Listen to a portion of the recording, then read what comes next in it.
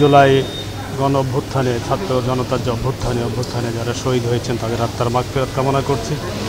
যারা আহত হয়ে এখনও বিছানায় কাতরাচ্ছে, যন্ত্রণা ভোগ করছে, তাদের আশু রোগ মুক্তি কামনা করছি, আশু শেফা কামনা করছি।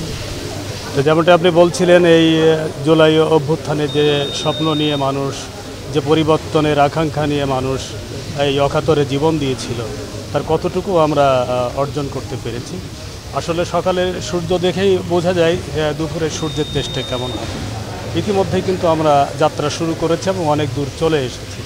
আমরা যদি রংপুরের প্রেক্ষাপটেই বলি, আমরা রংপুরে ইতিমধ্যে ৬-৭টি জেলাতে আমরা নিয়োগ দিয়েছি। আপনারা দেখেছেন কোনো রকমের সাউন্ড হয়নি, নিয়োগ হয়ে গেছে এবং সেখানে কোনো রকমের বৈষম্যের কোনো চিহ্ন নেই এবং মেধার জয় জয়কার অবস্থা সেখানে। অনুরূপভাবে বিপিএসেও একই অবস্থা, সর্বত্র ক্ষেত্রেই একই অবস্থা। কাজে আমরা বলতে পারি যে এদিক দিয়ে যেমন বৈষম্য যেটি ছিল সেটি এখন নেই, সেটি আমরা চেষ্টা করেছি আবু সাইদদের অঙ্গীকারের সাথে অঙ্গীকারাবদ্ধ হয়ে যে আমরা বৈষম্য রাখবো না, এখানে আমরা মেধার প্রায়োরিটি দেবো, ঠিক তেমনটি আমরা নিশ্চিত করেছি। ডেভেলপমেন্ট ক্ষেত্রেও একই অবস্থা। এভরিহোয়ার আমাদের যার নেতৃত্বে আমরা দেশটা চলছে, আমাদের মাননীয় প্রধান উপদেষ্টা প্রফেসর ডক্টর মোহাম্মদ ইউনূস স্যারের নেতৃত্বে ইতিমধ্যেই আমরা কিন্তু সে জুলাই গণ অভ্যুত্থানের যে স্বপ্ন নিয়ে আমরা এই পরিবর্তনটা এনেছিলাম, সেই স্বপ্নের ধারায় আমরা ইতিমধ্যেই অনেক দূরে এগিয়ে গিয়েছি। জুলাই গণ অভ্যুত্থানের সূচনা হয়েছিল রংপুর দিয়ে ১৬ই জুলাই ২০২৪-এ। এরপরেই মূলত সারা দেশ উত্তাল হয়েছিল ছাত্র জনতার আন্দোলনের মুখে। আজকের এই দিনে ফ্যাসিবাদের সরকারের পতনের সূচনা হয়েছে। বৈষম্যর শিকার যে জাতি, সেই বৈষম্য থেকে বের হয়ে আসার জন্য যে পরিবর্তনের সূচনা হয়েছিল, সেটা আজকের দিন থেকে শুরু হয়েছিল। এই সূচনা হয়েছে, কিন্তু এটার সফলতা এখনও আসে নাই।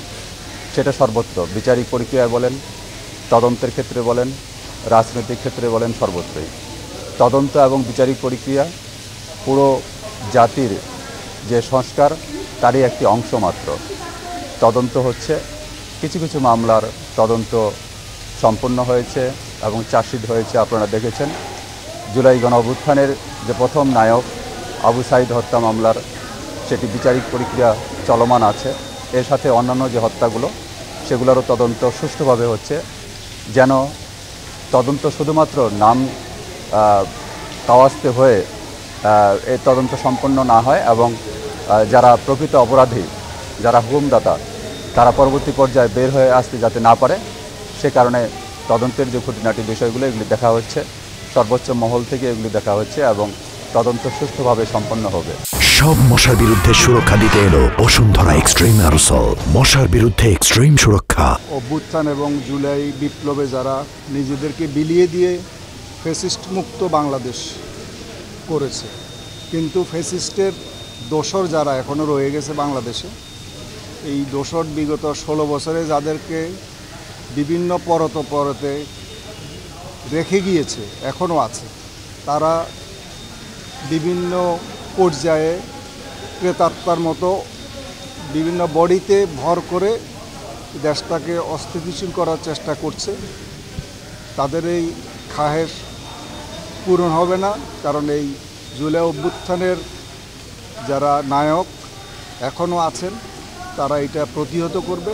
জনগণ এই ফ্যাসিস্ট বিরোধী যে শক্তি আছে তাকে প্রতিহত করবে এবং ধীরে ধীরে আমাদের এই 16 বছরের জঞ্জাল থেকে মুক্ত করে আমাদের ফ্যাসিস্ট মুক্ত বাংলাদেশ প্রতিষ্ঠিত হবে ইনশাআল্লাহ। এখানে কোনো দ্বিমতের কোনো সুযোগ নেই।